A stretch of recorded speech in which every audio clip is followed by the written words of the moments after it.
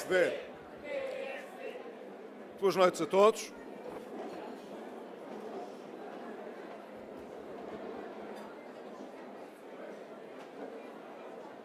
Caro Carlos Almeida, os meus parabéns. Não há dúvida que começamos este caminho de candidatura à Câmara de Castelo Branco com o pé direito, porque estamos aqui justamente reunidos para fazer o lançamento da candidatura e creio que o Carlos não podia ter um começo mais auspicioso do que aquele que está a ter aqui hoje. A vossa presença neste jantar tão alargado, tão apoiado, é uma prova de que vale a pena fazer o trabalho de casa, vale a pena estar preparado, vale a pena nos partidos, e o PSD tem muita honra nisso, em conseguir ter estruturas que levam as suas localidades, o seu trabalho, os nossos cidadãos a sério. E o Carlos Almeida, que começou a preparar este terreno há algum tempo, viu não apenas a Conselhia de Castelo Branco, mas também a Distrital e a Comissão Política Nacional a apoiar a sua candidatura como sendo justamente a candidatura que orgulha ao PSD, que o mobiliza e que trará, tenho a certeza, para Castelo Branco uma expectativa diferente daquela que hoje existe para a maioria dos seus cidadãos.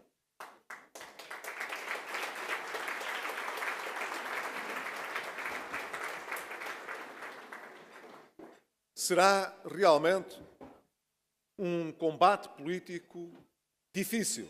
Nós sabemos que é difícil. Não estamos, portanto, em vésperas de eleições, com favoritismos, a querer dourar a pílula. Nós sabemos que a Câmara de Castelo Branco está no Partido Socialista há muitos anos e sabemos que a nossa candidatura é uma candidatura com ambição, mas não é uma candidatura fácil. Eu sei que não é uma candidatura fácil. Mas nós não podemos fazer só as coisas fáceis. Temos de fazer também aquelas que são mais difíceis, mais complexas. E é isso que mostra, de alguma maneira, a determinação de um partido, que mostra a fibra de que somos feitos. Quando toca a reunir e a levar a sério, sabemos juntar-nos e fazer as coisas como deve ser. Pelo menos tenho a certeza de que não corremos os riscos que outros aceitam correr, de ver enxutado o apoio que é dado a um Presidente de Câmara, como se os partidos fizessem mal aos candidatos independentes. Felizmente, nós não nos arriscamos a isso, porque sabemos promover às vezes as candidaturas de pessoas independentes nas nossas listas, outras vezes temos gente muito bem preparada para candidatar. É o caso aqui em Castelo Branco e, portanto, Carlos, eu tenho a certeza de que nós estamos em boas condições de disputar estas eleições como todas devem ser disputadas, de forma competitiva, certos de que fizemos a melhor escolha e de que temos um bom projeto e um bom programa para a nossa terra. Que mais haveríamos de exigir para fazer um combate leal e para podermos estar convictos de que, se essa for a vontade dos eleitores, podemos realmente prestar um bom serviço. Não podemos exigir mais e eu creio que o PSD não pode, aqui em Castelo Branco, exigir mais do que esta partida para as eleições. Tirando isso, a gente já sabe, nunca há eleições em democracia que estejam decididas antes de se realizar. E nós temos essa humildade democrática. Não há nenhuma razão para alguém poder vir dizer o PSD já perdeu estas eleições. E temos todas as razões para dizer aos nossos militantes e a todos os que nos podem ouvir: não pensem que nos sentimos derrotados para fazer seja o que for. Nós estamos preparados para ganhar e, mais do que isso, estamos preparados para que valha a pena ganhar. É isso que acontecerá aqui também em Castelo Branco.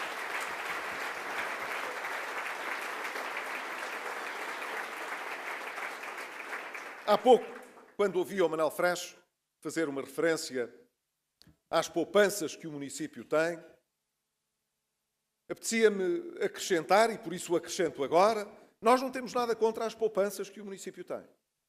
E tenho a certeza que o Carlos Almeida também não vai, para Presidente da Câmara, desbaratar aquilo que são as finanças do município.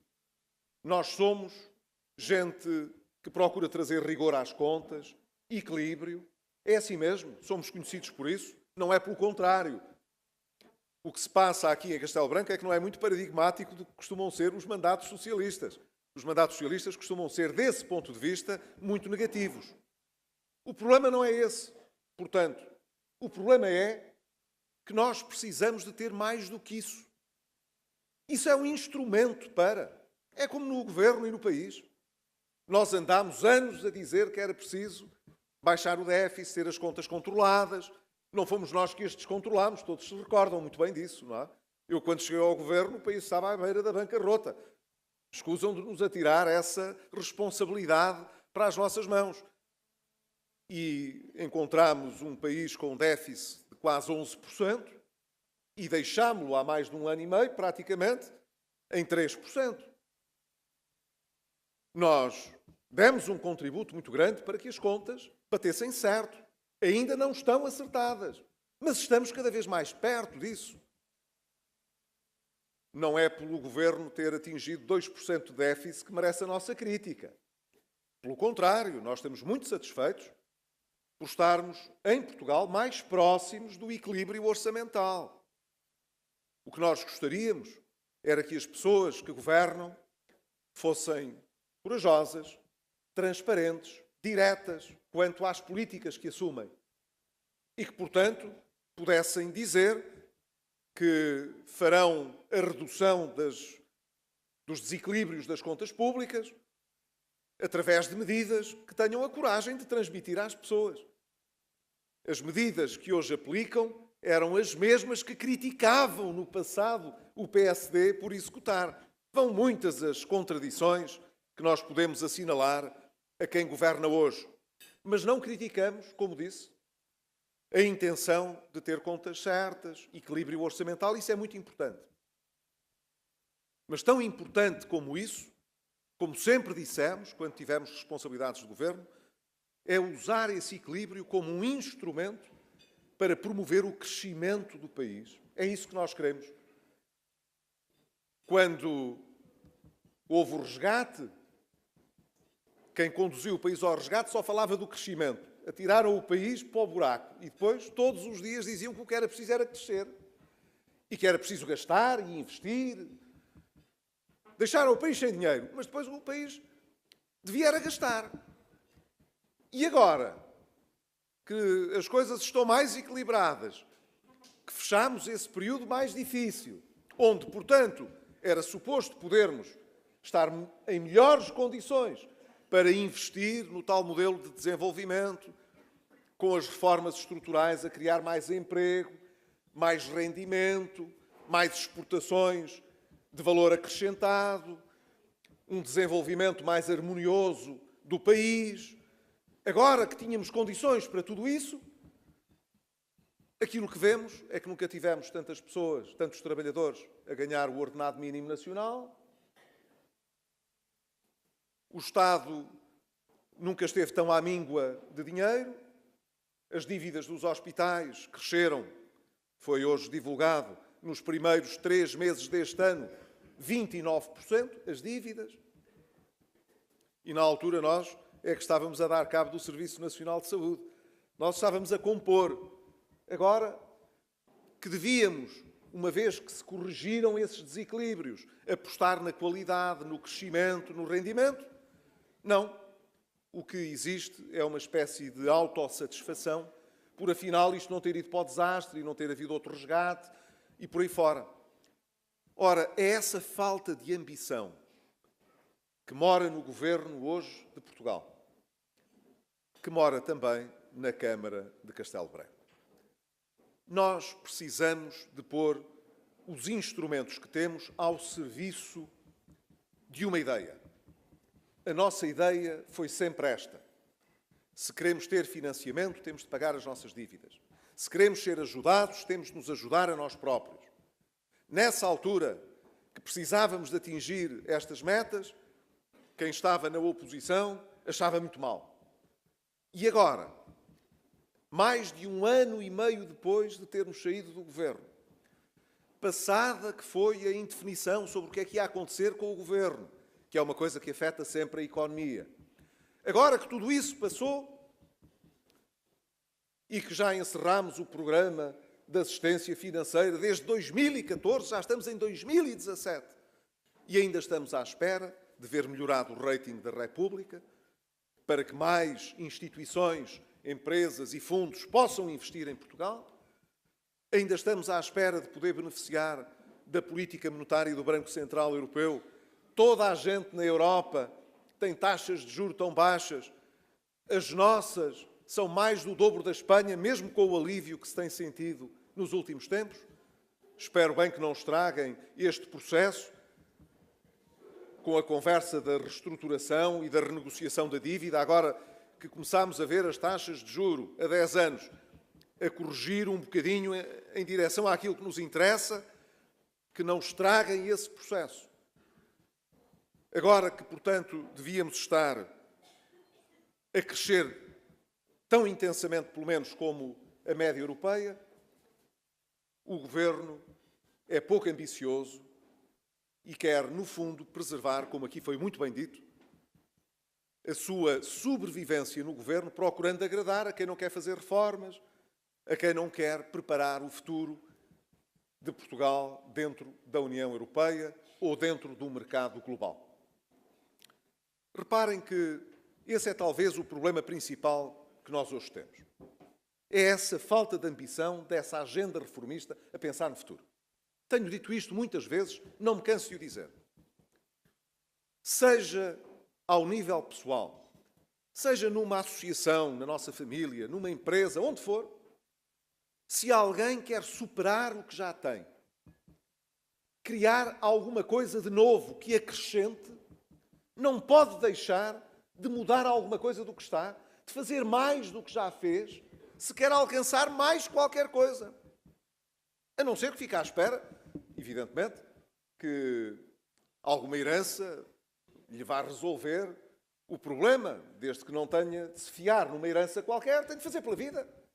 Se faz pela vida e quer ter mais do que já tem de mexer naquilo que tem, à partida.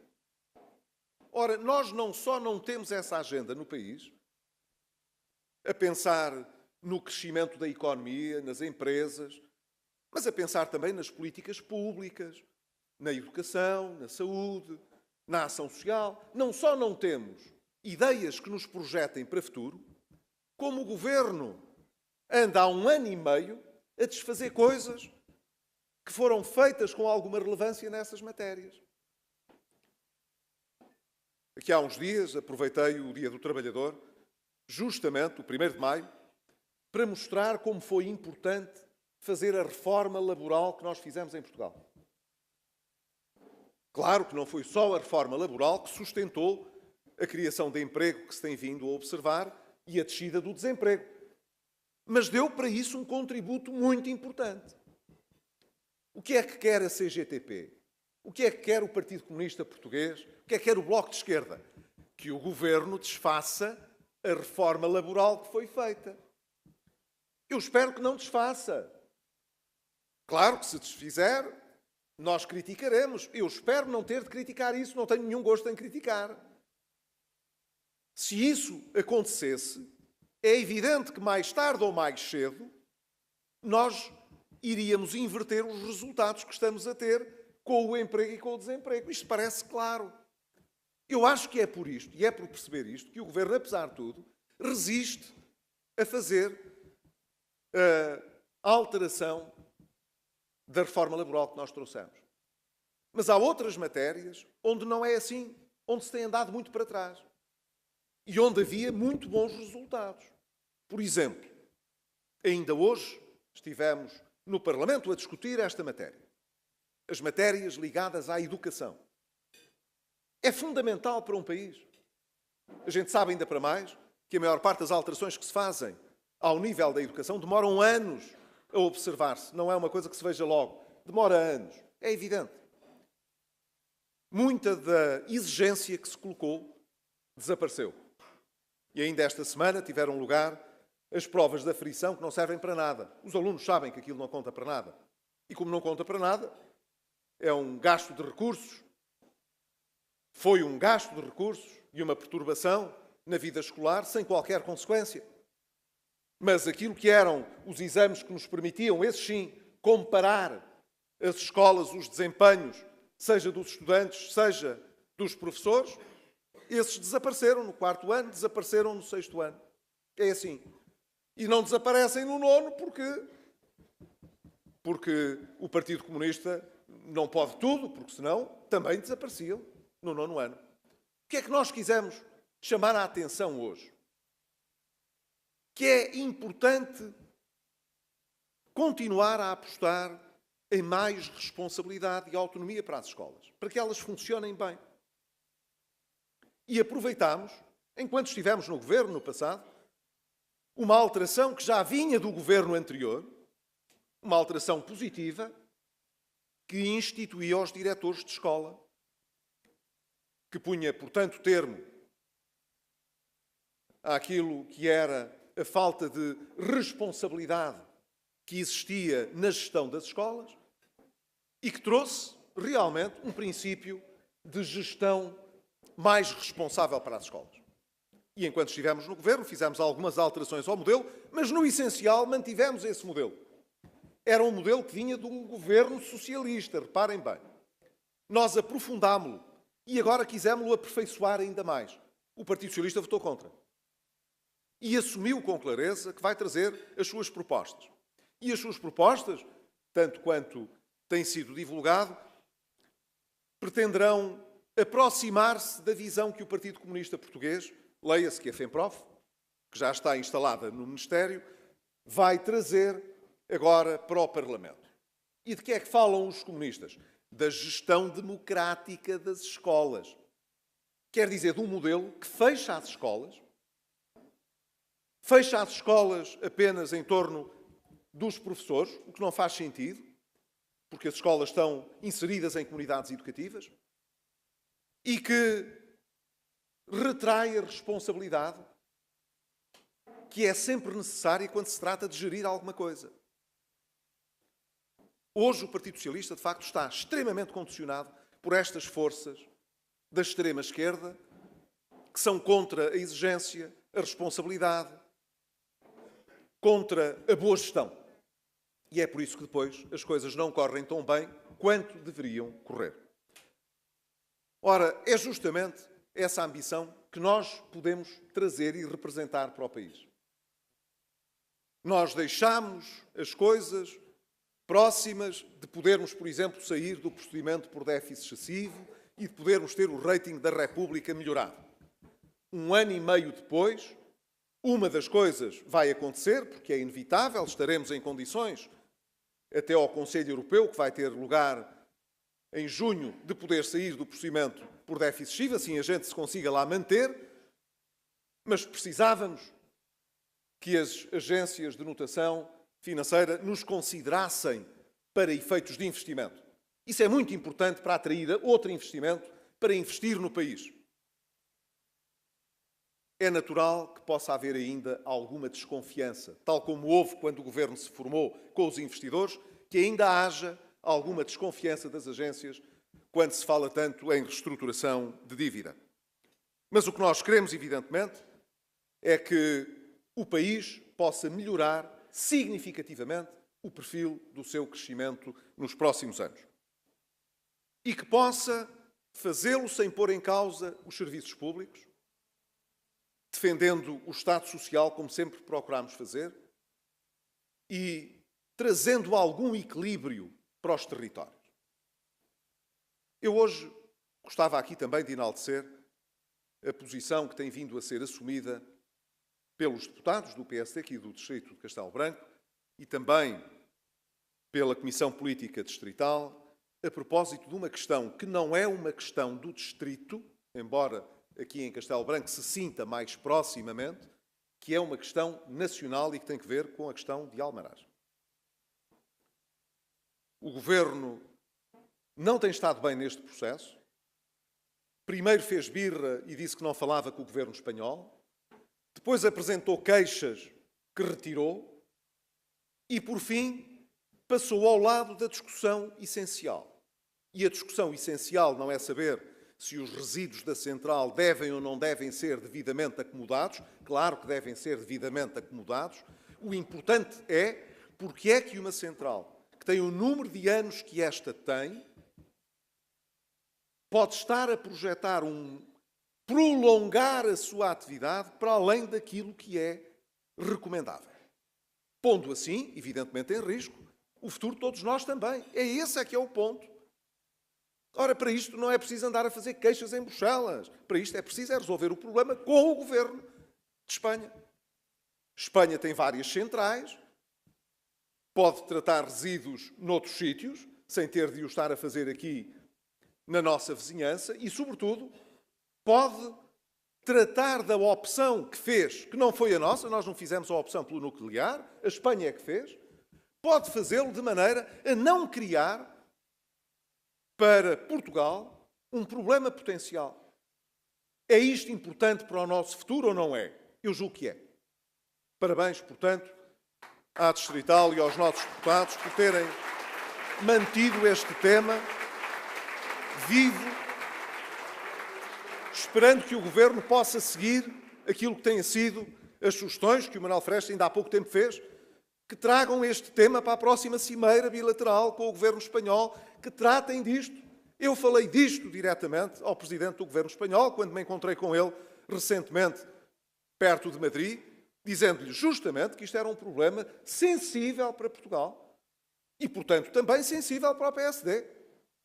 E ele mostrou-se muito consciente do impacto negativo que esta matéria tem sobre o país e a importância de poder ter com o Governo em Portugal um entendimento que possa resolver este problema.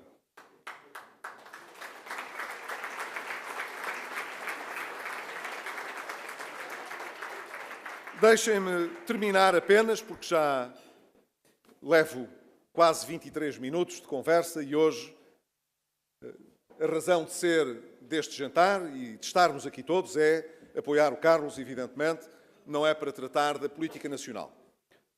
Mas deixem-me só fechar com esta ideia que eu acho que é importante. Nós, no PSD, esforçámos-nos muito, desde a nossa existência, para que Portugal pudesse ser um país mais desenvolvido, de acordo com aquilo que são os padrões europeus. Por isso, fomos sempre adeptos da integração europeia, de um Portugal europeu. Não estou a dizer com isto que defendêssemos um país voltado de costas para o mar, para o Atlântico e para o mundo. Antes, pelo contrário, o que achamos é que não tem as duas coisas de ser vistas em oposição. Quanto mais atlânticos e globais formos, mais importantes somos na Europa.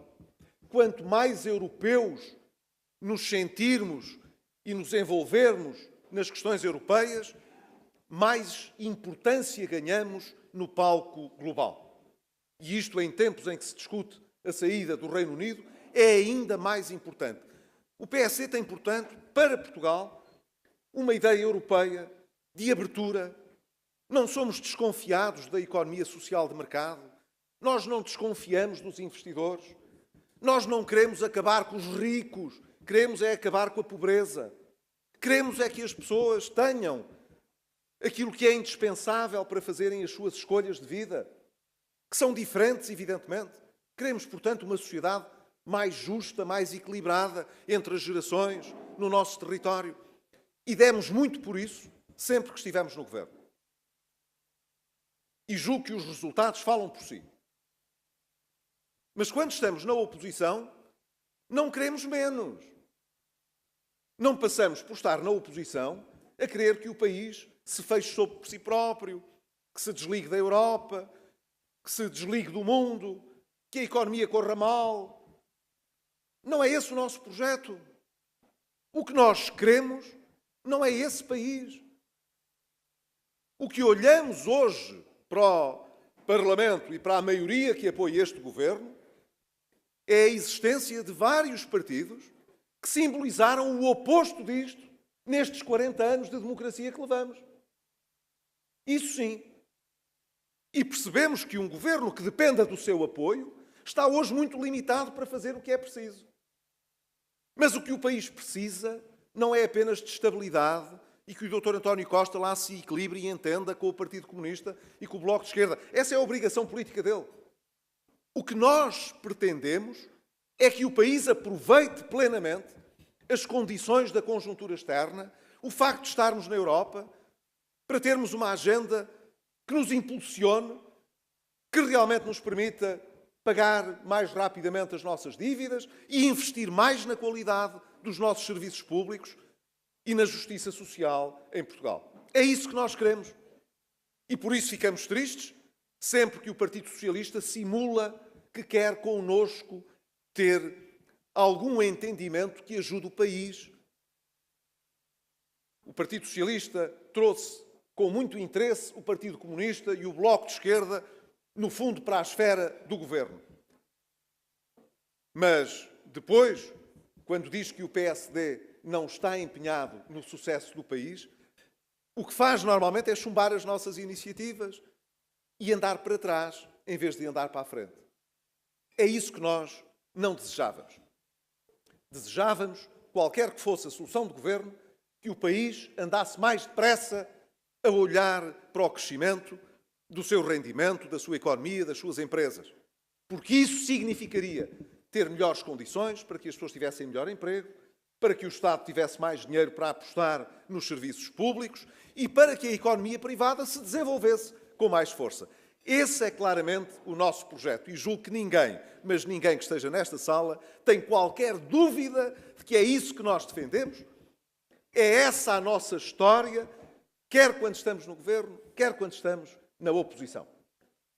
E, felizmente, essa é a razão porque, normalmente, mais tarde ou mais cedo, somos chamados ao governo. Está na altura, Carlos, de sermos chamados ao governo em Castelo Branco. E estamos a fazer por isso. Boa sorte, que também é precisa. Um abraço.